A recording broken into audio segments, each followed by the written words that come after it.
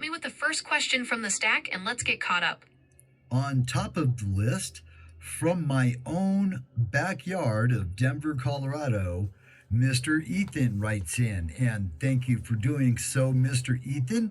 His question is, what is happening here in Colorado in regards to AI and AI development? And I will just toss in current regulations as well. Shout out to Ethan from the Mile High City. Denver and the broader Front Range are actually at the absolute center of the national conversation right now when it comes to AI development and regulation. It is a wild time to be looking at Colorado's tech landscape. If we break down what's happening right in Ethan's backyard, it falls into two major buckets: the massive regulatory shift and the infrastructure boom. 1. The big legal reset, regulation. Colorado actually made national headlines by passing a massive, first-of-its-kind AI regulation law back in 2024. But just recently, in May 2026, the Colorado legislature completely rewrote it before it could even take effect. The new law, SB 26-189, Governor Polis just signed a major replacement law that goes into effect on January 1st, 2027.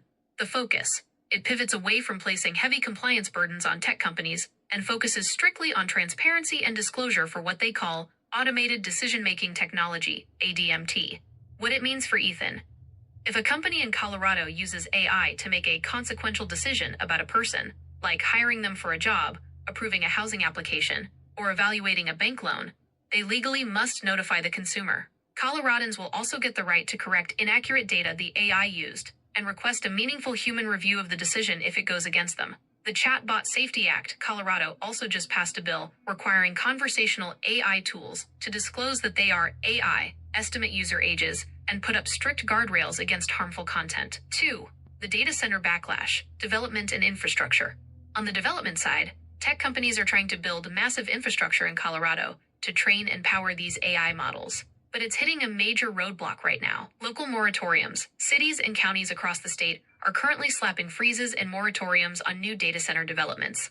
The conflict. Local residents and environmental groups are pushing back hard due to skyrocketing electricity prices, massive energy consumption, and the strain these AI data centers put on the local power grid.